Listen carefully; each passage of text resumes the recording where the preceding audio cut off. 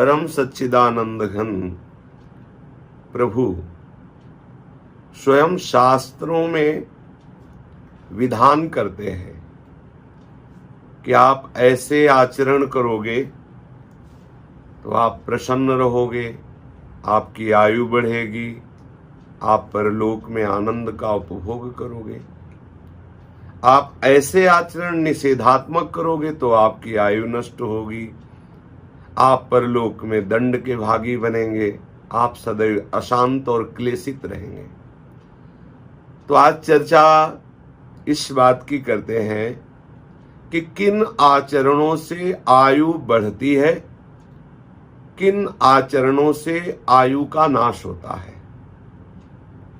ऐसे कौन से आचरण हैं जिनको हम करके अपनी आयु को नष्ट कर देते हैं, अकाल मृत्यु को प्राप्त हो जाते हैं, भयंकर अशांति दुख आदि प्राप्त होता है। कौन से ऐसे आचरण हैं जिनके करने से हमारी आयु बढ़ती है, हमें सुख शांति की प्राप्ति होती है। ये नास्तिका निष्क्रियाश्च गुरु शास्त्राभिलंघिनः अधर्मज्ञा दुराचारास्ते भवन्ति गतायुषः। ऐसे नास्तिकता के वचन बोलते हैं, नास्तिकता की भावना में रहते हैं, जो शास्त्र की आज्ञा के विरुद्ध क्रियाएं करते हैं, जो गुरुदेव की अवहेलना करते हैं, गुरुदेव की आज्ञा का उल्लंघन करते हैं, जो धर्म को नहीं मानते हैं, दुराचार परायण रहते हैं, उनकी आयु बहुत जल्दी नष्ट हो जाती है। बहुत ध्यान देने योग्य बात है। उनकी आयु नष्ट हो जाती है, उनको अकाल मृत्यु की प्राप्ति होती है।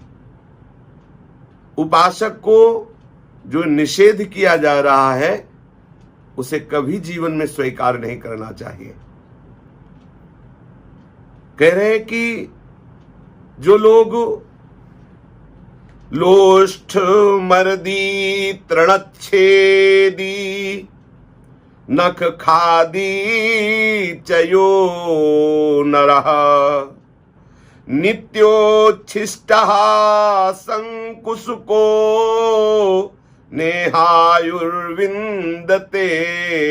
महत। कुछ लोग ऐसे होते हैं जिनका स्वभाव होता है दांत से तिनका चबाना, कपड़ा चबाना, अपने नाखूनों को चबाना। बैठ गए, तिनका तोड़ रहे हैं, कुछ भी फाड़ रहे हैं, किसी का भी जूठा अनूठा बासी ऐसा अपवित्र आहार पा रहे हैं। चंचल स्वभाव, चंचल चेष्टाएं, बैठे हैं पैर हिला रहे हैं। ऐसे लोगों की आयु नष्ट होने लगती है। ये शास्त्र आज्ञाएं बहुत ध्यान से सुने और इसको आचरण में उतारे। नाखून चबाना, तिनके चबाना, कपड़ा मुंह में लेकर के ऐसे चबाना, बैठे बैठे तिनके तोड़ना, हाथ पैर चंचल करना, डेले फोड़ना, चलते हुए ऐसे लात मारते हुए डेलों पर चलना, ये ऐसी उद्दंडता से हमारी आयु क्षीण होती है। शास्त्र आज्ञा कर रहा है जो ब्रह्म मुहूर्त में नहीं उठता, सूर्य उदय होने के 90 मिनट पहले सबको उठ जाना चाहिए। सूर्य उदय होने के 90 मिनट पहले उठ करके शौच स्नान आदि करके हमें कुछ समय तक ईश्वर आराधना, भगवत आराधना, देव आराधना ये जरूर करना चाहिए। इससे हमारी आयु वृद्धि होती है। जो प्रातःकालीन वेला पर उठते हैं, उठ करके शौच स्नान करके देवाराधन, इष्टाराधन, भगवद आराधन ऐसा करते हैं, जो संध्या काल में प्रातः मध्याह्न सायं हरि आराधन करते हैं, देव आराधन करते हैं, संध्योपासना करते हैं, गायत्री आदि जप करते हैं, देवताओं को नमस्कार करते हैं, गुरुजनों को नमस्कार करते हैं, उनकी आयु बढ़ती है। और जो संध्या काल में अशुभ आचरण करते हैं, इसके विरुद्ध आचरण करते हैं, सोते रहते हैं, संध्या काल में भोजन करते हैं, संध्या काल में मैथुन करते हैं, संध्या काल में सोते रहते हैं, उनकी आयु क्षीण हो जाती है। बहुत सावधानी पूर्वक हमें जीवन व्यतीत करना है। शास्त्र आज्ञा कर रहा है कि जो सायंकाल में शयन करता है, संध्या काल में प्रातः मध्याह्न सायं, इस संध्या काल में शयन करता है, भोजन करता है, मैथुन करता है, व्यर्थ का भाषण, व्यर्थ की चेष्टाएं करता है, उसकी आयु नष्ट हो जाती है। जो संध्या काल में देव आराधन, हरि आराधन, भगवत चिंतन, मंगल विधान करता है, वो अपनी आयु को बढ़ाता है, लोक परलोक में सुख को प्राप्त करता है। इसलिए ब्रह्म मुहूर्त में सबको उठ जाना चाहिए, शयन नहीं करना चाहिए। जो ग्रहण के समय में, मध्याह्न के समय में ग्रहण पड़ रहा है और आप सूर्य की तरफ देख रहे हैं, ठीक मध्याह्न का समय सूर्य की तरफ देख रहे हैं, आप सूर्य की तरफ खड़े होकर लघुशंका कर रहे हैं या सूर्य की तरफ लघुशंका कर रहे हैं, सूर्य की तरफ थूक रहे हैं, इससे आपकी आयु नष्ट हो जाएगी। यदि कोई काम भाव से पीड़ित हो करके परदारान गंतव्या सर्ववर्णे सुकर्हिचित नहीं दृश्मनायुष्यम लोके किंचन विद्यते यादृशं पुरुषस्येह परदारोपसेवनम यावन्तो रोमकूपाः स्युः स्त्रीणां गात्रेषु निर्मिताः। जो पुरुष काम भाव से व्याकुल हो करके किसी भी वर्ण की स्त्री के साथ भोग करता है, छल करके भोग करता है, जबरदस्ती बलात्कार की भावना से युक्त होकर, ऐसा तो यहां शास्त्र कहता है कि उसकी आयु नष्ट हो जाती है। जो पराई स्त्री का भोग करते हैं, अन्य वर्ण की स्त्रियों से भोग करते हैं, जो जबरदस्ती ऐसे भावना से भोग करते हैं, उनके आयु का नाश हो जाता है।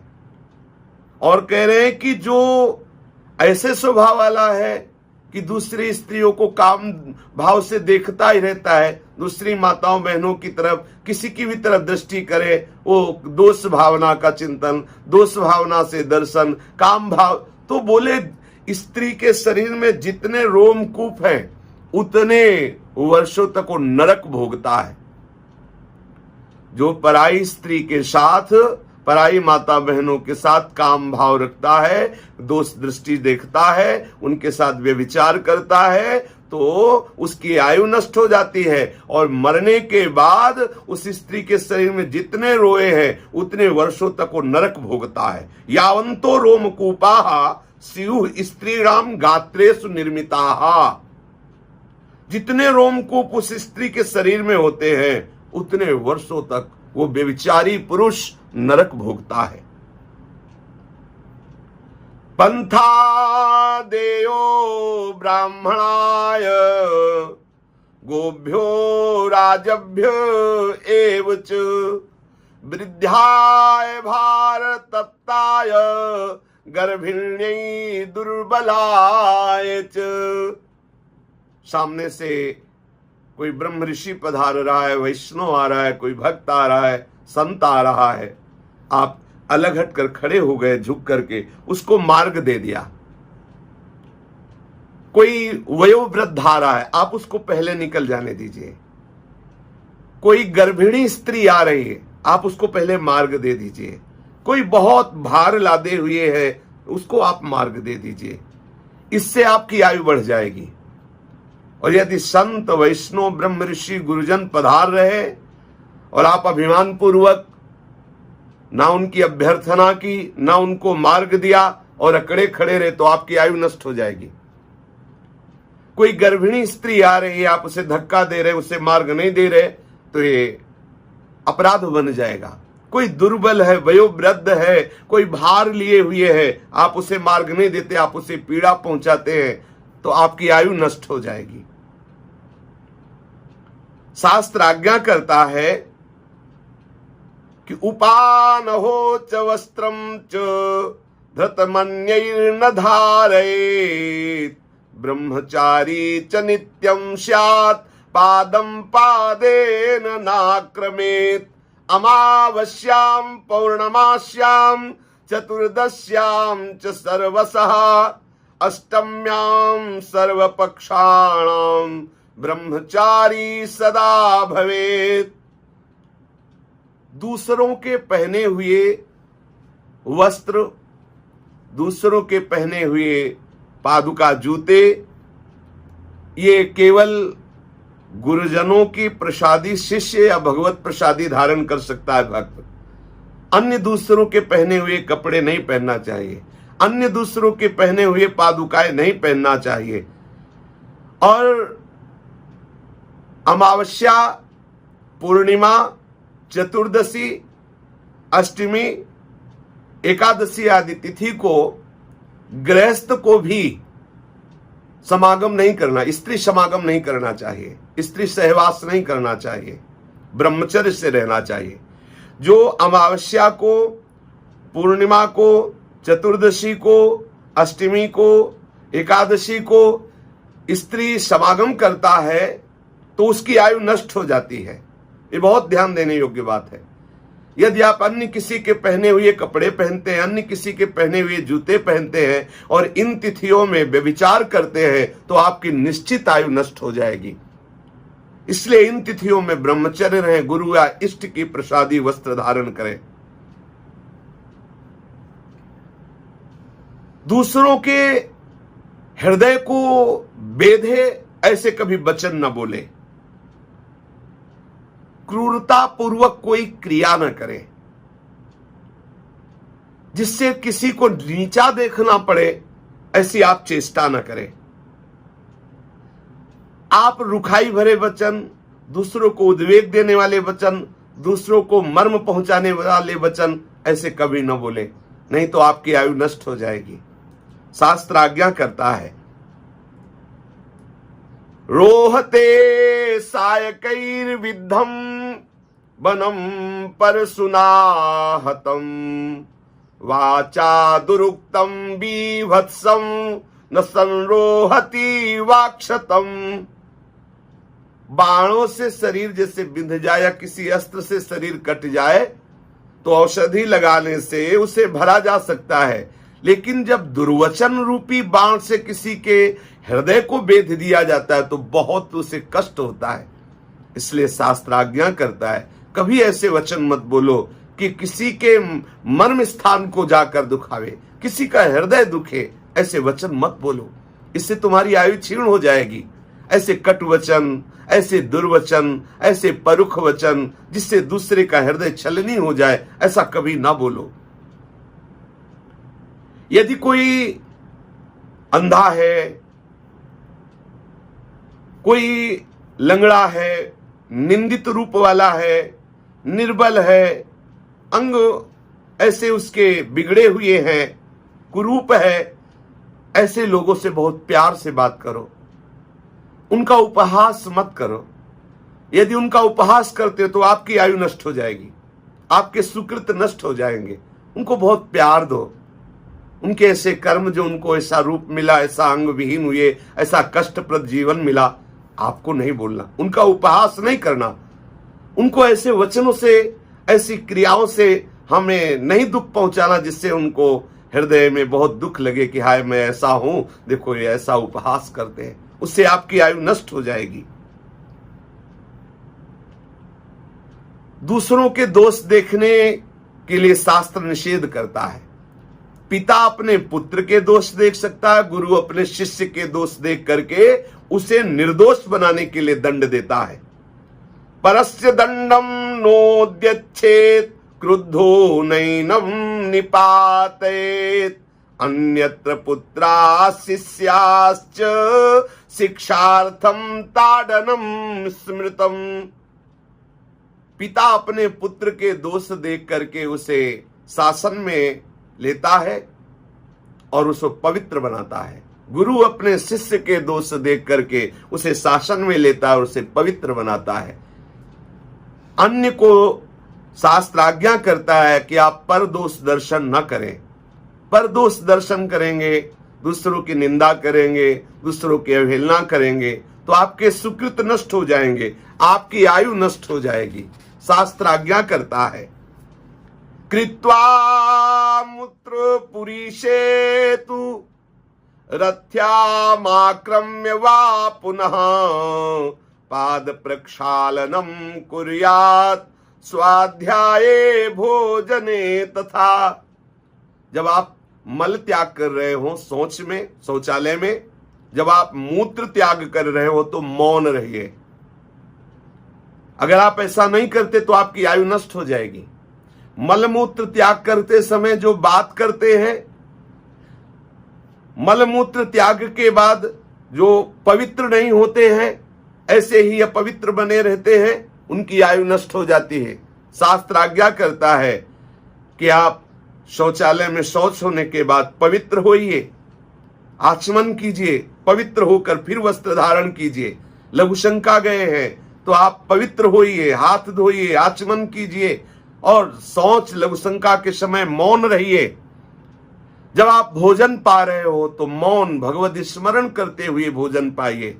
हाथ पैर धो करके, मुख धोकर, पवित्र होकर भोजन पाने के लिए बैठिए। भोजन को प्रभु को अर्पित करके, प्रभु का स्मरण करते हुए, एक एक कवल प्रभु का स्मरण करते हुए पाइए। यदि आप ऐसा नहीं करते, भोजन पाते समय गलत चिंतन करते हैं, गंदी बातें सोचते हैं, तो 24 घंटे के लिए आपकी मानसिकता बिगाड़ देगा वो भोजन। भोजन पाते समय बहुत सावधान रहना चाहिए। हाथ पैर धो, ऐसा नहीं जूते पहने हुए आप अपवित्र ऐसे, तभी तो बुद्धि भ्रष्ट होती जा रही, आयु क्षीण होती जा रही, शरीर रोगों से ग्रसित होते जा रहे हैं। शास्त्र आज्ञा का पालन कीजिए। शौच लघुशंका अर्थात मलमूत्र त्याग के समय मौन रहिए, मलमूत्र त्याग के बाद पवित्र होइए, आचमन कीजिए। जब आप भोजन पाने जाएं तो हाथ पैर मुख धो करके भगवत चिंतन करते हुए भोजन पाए, नहीं तो आपकी आयु क्षीण हो जाएगी। शास्त्र आज्ञा कर रहा है कि जो सूर्योदय होने के पहले तक सोते रहते हैं, भाई सूर्योदय हुआ और उसके आप शयन कर रहे हैं, पहले उठ करके आप स्नान शौच आदि नहीं कर रहे हैं, तो आपको इस बात का प्रायश्चित करना चाहिए। उपवास, आज हम भोजन नहीं पाएंगे, उपवास करेंगे, क्योंकि आज ब्रह्म मुहूर्त में हम सोते रहे, हमारे द्वारा भगवत आराधना। सोचो इतना अपराध है। जो लोग 8 बजे तक 10 बजे तक सोते रहते हैं तो उनकी आयु क्षीण होती है, उनकी बुद्धि मलिन होती, विषयाशक्ति बढ़ती, शरीर अस्वस्थ हो जाएगा। आप निश्चित विश्वास मानिए, ये भगवान की वाणी, शास्त्र आज्ञा है। शास्त्र आज्ञा करता है कि आप बिना स्नान किए देव मंदिर में जाना, बिना स्नान किए आप जो देव कार्य हैं उनको करना, ये सब नहीं। सबसे पहले आप जब शौच करें तो स्नान जरूर करें, पवित्र जरूर हो। आप इसका रहस्य समझिए। जब आप ऐसे शौच किए हुए अपवित्र दशा में अपने घर में घूम रहे हैं तो आपकी जितनी वस्तुएं सब अपवित्र हो रही, उनसे फिर जो व्यवहार होगा सब अपवित्र व्यवहार होगा। वो स्वास्थ्य, बुद्धि, आयु सबका हरण करने वाला होगा। जब कभी आपको ठाकुर जी की प्रसादी वस्त्रमाला आदि मिले, बड़े सम्मान से तत्काल प्रणाम करके गले पे धारण कीजिए, उसको स्वीकार की। प्रसाद मिले तत्काल उसको मुख, ऐसे नहीं लिया और ऐसे तो फिर उससे आपको अपराध लगता है। ठाकुर जी का प्रसाद मिलते ही पहले माला, पुष्प, जो भी प्रसाद, पहले प्रणाम करे, अहोभाग्य, और तत्काल उससे स्वीकार करे। शास्त्र आज्ञा कर रहा है, जैसे खेती है, बहुत सुंदर अन्न है, उसमें खड़े खड़े लघुशंका करना, शौच करना। जैसे पीपल का वृक्ष है, आप उसके नीचे थूकना, लघुशंका करना, मल त्याग करना। जैसे देवालय है, मंदिर है, उसके समीप शौच करना, लघुशंका करना। इन स्थानों में ऐसा करने से आपकी आयु नष्ट हो जाएगी, आपका अमंगल हो जाएगा, इसलिए ऐसी जगह ना करें। शास्त्र आज्ञा करता है कि जब आप भोजन करने जाएं, जब आप भोजन के समय, तो सबसे पहले उस समय आप मन पर ध्यान दें, हमारी मना स्थिति कहां है। कोई चिंता न करें। अगर उस समय मन चिंतित हो रहा तो थोड़ा रुक जाइए, भोजन तब पाइए, थोड़ा मन को पहले निश्चिंत कीजिए। शास्त्र विचार के द्वारा, गुरुजनों के सत्संग के द्वारा पहले मन को शांत कीजिए, क्योंकि जब शांत चित्त से पवित्र होकर के पैर धोकर के भोजन पाएंगे तो आपके हृदय में बड़ी शीतलता, आपकी आयु बढ़ेगी और आपका मंगल होगा। शास्त्र आज्ञा करता है कि जैसे कोई वैष्णव पधार रहा है, कोई संत पधार रहा है, या आपके पूज्य जन पधार रहे और आप खड़े नहीं हुए, तो ऊर्ध्वम प्राणा हृत्क्रामंती यूनः स्थविर आयति प्रत्युत्थानाभिवादाभ्याम पुनस्तान प्रतिपद्यते। श्रेष्ठ पुरुष, गुरुजन पुरुष, वयोवृद्ध के आने पर यदि आप उठकर खड़े नहीं होते तो आपके प्राण ऊपर उठने लगते और आपकी आयु नष्ट होती है। ध्यान देने योग्य विषय। गुरुजन, महतजन, संतजन, वैष्णवजन, श्रेष्ठ पुरुष जब पधार रहे हैं आपके समीप, तो आपका कर्तव्य है आप उठ करके खड़े हो जाइए। अपनी रक्षा के लिए खड़े हो जाइए, उनके सम्मान की बात नहीं, अपनी रक्षा के लिए। यदि संत, वैष्णव, गुरुजन, श्रेष्ठ जनों के आने पर आप उठकर खड़े नहीं हो जाते तो आपके प्राण ऊर्ध्वम प्राणा हृत्क्रामंती यूनः स्थविर आयाति, प्राणों का उत्क्रमण होने लगता है, आपकी आयु नष्ट हो जाएगी। खड़ा होकर के उनका स्वागत, सम्मान, प्रणाम, नमस्कार ये और अच्छा है करो। नहीं करते तो केवल खड़े हो जाइए, जिससे आपकी आयु बच जाएगी। जब कोई वृद्ध पुरुष, श्रेष्ठ पुरुष, गुरुजन पास आता है और उसे प्रणाम नहीं किया जाता, उसको आसन नहीं प्रदान किया जाता, हाथ जोड़कर उसके मृदु बातें नहीं की जाती, और वो जब जा रहा होता है तो उसके पीछे पीछे हाथ जोड़ करके कुछ क्षण चलना है। गुरु, संत, वैष्णव जब अपने पास से जा रहे हो तो पीछे पीछे कुछ कदम नम्रता पूर्वक चले। तो अगर हम ऐसा नहीं करते तो आयु नष्ट हो जाती है। और यदि कोई संत गुरुजन पधारे, हम हाथ जोड़कर खड़े हो गए, आसन देकर मधुर वाणी से उनको बैठाला, जब वो जाने लगे तब प्रणाम करके उनके पीछे पीछे कुछ कदम चले, उससे हमारे सुकृत बढ़ते हैं, हमारी बुद्धि शुद्ध होती है, हमारी आयु की वृद्धि होती है। सूर्य, अग्नि, गौ और संत वैष्णवजन, इनकी तरफ मुख करके या इनके समीप कभी लघु शंका आदि न करें। जैसे गाय बन रही है तो आप वहीं लघु शंका कर दो, देवालय है वहां लघु शंका कर दो, संत जनों का आश्रम या संत जन बैठे हैं उधर, ऐसा नहीं। ये मनमानी आचरण करने से आपकी बुद्धि भ्रष्ट हो जाएगी, आपकी आयु नष्ट हो जाएगी। शास्त्र आज्ञा करता है कि गुरुणा चैव निर्बंधो न कर्तव्यः कदाचन अनुमान्यः प्रसाद्यश्च गुरुः क्रुद्धो युधिष्ठिर। यदि गुरुदेव आपको कह रहे कि आपको ऐसा करना है तो हठ नहीं करना है। गुरुदेव से हठ नहीं ठानना चाहिए, गुरुदेव की आज्ञा का उल्लंघन नहीं करना चाहिए। हठ पूर्वक उनकी आज्ञा का उल्लंघन करने से बुद्धि और आयु दोनों क्षीण हो जाती है। यदि गुरु अप्रसन्न हो जाए तो उनको हम प्रसन्न करने की चेष्टा करें, उनको हम मनाएं, हम वही चेष्टा करें जिससे गुरुदेव हम पर प्रसन्न हो। सम्यं मिथ्या प्रवत्तेपि वर्तितव्यं गुराभिः गुरु निंदा दहत्यायुर्मनुष्याणां न संशयः।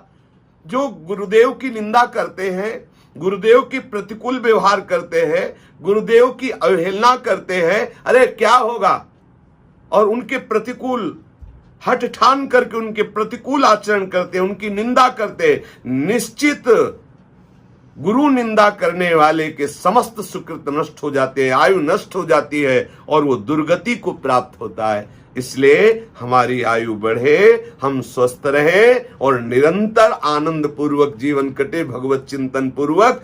इसलिए हम शास्त्र आज्ञा के अनुसार आचरण करें। शेष चर्चा आगे। श्री राधा वल्लभ लाल की जय।